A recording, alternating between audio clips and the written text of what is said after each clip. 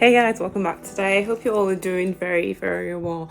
Today's video is just aimed to be a short video on note taking. I think we'd all find this very relevant, especially if you're a junior doctor, so an F1 and SHO. Whether you're new to the system as an IMG going into F1, or you're new as a teaching fellow coming from somewhere around the world, I think we all need to know how to take proper notes.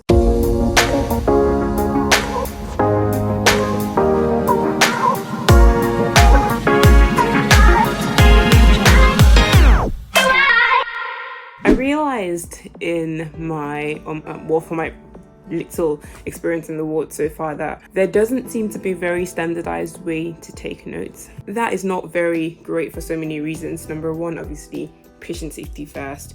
If the important things are missed, then you don't have all the information that you need to actually go on and treat the patient properly in a number of cases. But then again, just for continuity of care, so you need to be able to take excellent, well, maybe not excellent, but really good, decent notes. Now, generally, right, we all know, or we've been taught how to, take a history. So the way I see it is, when you're taking a note, you are trying to write down the patient's history and journey through admission in a way that whoever sees it can actually understand. I think it was just once when I was shadowing a long time ago, I worked in a hospital where it was like a mixed paper and electronic system, but with actually sort of coming back to practice, it has been electronic system. So it's much easier to actually record things, but it's not just about recording them, it's about recording them in a structured way.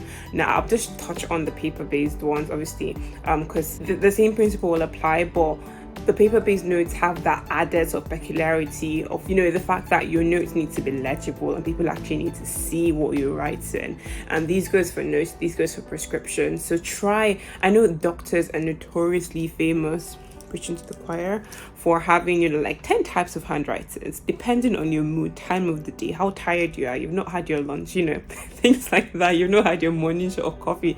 But try and make sure that your work is legible enough at least to be seen, because obviously this would make sure that people are able to read what you've written and be able to sort of guide further patient care. So that's all the paper-based notes. Now, if you work on an electronic system, or a trust they use as an electronic system, whichever one it is, be it dashboard, pens, emails, whatever it is, you want to make sure that your notes, I think there's a whole format to it, but I'm not going to go into that detail. I'm just going to give I'm aiming to give a general structure, right?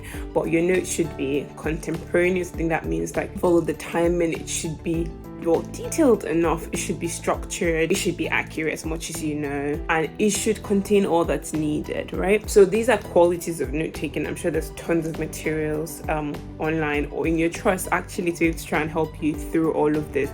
I'm trying not to focus on that today. I'm trying to just give a general sort of guidance, if you will, on how to make a decent note that would help everybody. You don't want to be the person that is, I'm told out of hours to come and do that TTO. You don't have anything to do, so you're like, it's fine, you could actually do a discharge letter TTO, but then you have no information about this patient, and then you have to start going through pages and pages of notes. So make it easy for everybody, ourselves, and obviously good enough for patient care. To start taking your note, obviously you need to have all the patient details in place.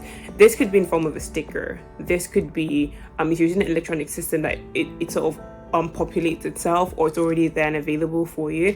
So you want to make sure that you have that, whether you're placing a sticker, if you're using a paper note, you're writing out the details clearly, the patient name, their identifying number, which could be the NHS number, the hospital number, their age, their sex, their address, next of kin, things like that are relevant. So that's the first thing you want to make sure that is there. The next thing you want to make sure that you're writing is actually your location, right? Because obviously there's so many departments within the hospital. So if you're writing this note in A&E or an AMU, you want us to know where it's been, written at, so we could trace things back. If we need to know who wrote what, where wrote what, if we need to ask questions, we know where to actually go to. So many times this is missed, but if you can, or you should, put the location, the right location there. Then now actually coming into the actual details of the note. So again, structure. So you're taking a history, you've identified your patients, you want to know why they came in. So present and complain, I sometimes abbreviate that to PC. So basically you're giving a summary of why the patient is coming. Now this is extremely important because obviously somebody who, for example, is called to see this patient out of hours wants to have an idea of why they're even in the first place, and this would guide management. So presenting complaint, history of presenting complaint if relevant, put all of that, but try and make sure you're capturing all the important details. That's just like the main point I'm trying to get at. So after you've put your presenting complaints in, then you want to go into the background. Now, background or the past medical history. These are things, obviously the past medical conditions that they might have had, things that are relevant or potentially not even in the moment as relevant, but we want to know what they're actually going through. Remember their journey, right? And this is obviously going to guide us in management. For example, if you have a patient that has CKD5, that would guide us a great deal with knowing how to prescribe some kind of medications for them. If there's no information about that, then things just get staggered. We have to find out, if they came in, for example, with an AKI and we don't know what their baseline, creatinine levels, EGFR, kind of things like that are, it's a bit harder. But if we then know that this patient has CKD4, we're like, okay, maybe this is like an AKI CKD, maybe they're not even an AKI at all, primary past medical history or background. Once you're done with that, then you want to go into the relevant history. Well, actually, before then, you can just put in the allergies, if they have any, and the reactions to the allergies. But many times this would probably be in whatever prescribing medium that you use. So some people kind of tend to miss this out, except you're clocking them in. Then after putting the background in, relevant investigations. So if they have been in for some time, they probably would have gotten like bloods done, x-rays, ECGs, things like that. You want to put them in. The most recent ones, put in the most relevant ones. So let's say this is a patient who has had surgery and they've done a CT scan that showed that they had collections in the abdominal collections. We want to have that information readily. So now what you want to do is tease out the relevant bits. So instead of putting the whole report, maybe just put like a line or two that actually specifies what the actual result of that CT was. But yeah, relevant investigations, relevant and most up-to-date bloods. One thing I think I would have missed out is if you are in surgery, one of the things you want to add to the presenting complaints, obviously, that they came in for a surgery or that they had this particular surgery. How many days post-op are they? Were there any complications to the surgery? Were there any special, like surgery-specific things? Put all of that in, and that's back up to the presenting complaints.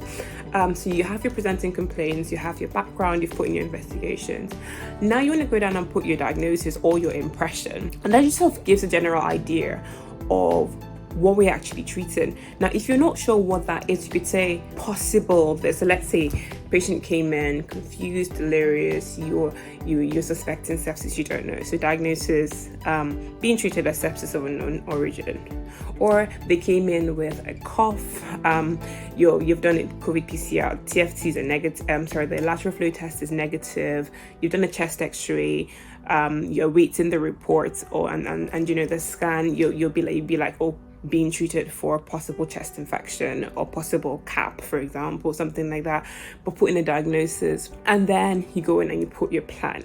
Now, if you have your notes showing these things, it seems quite basic, but it's actually very helpful to everybody.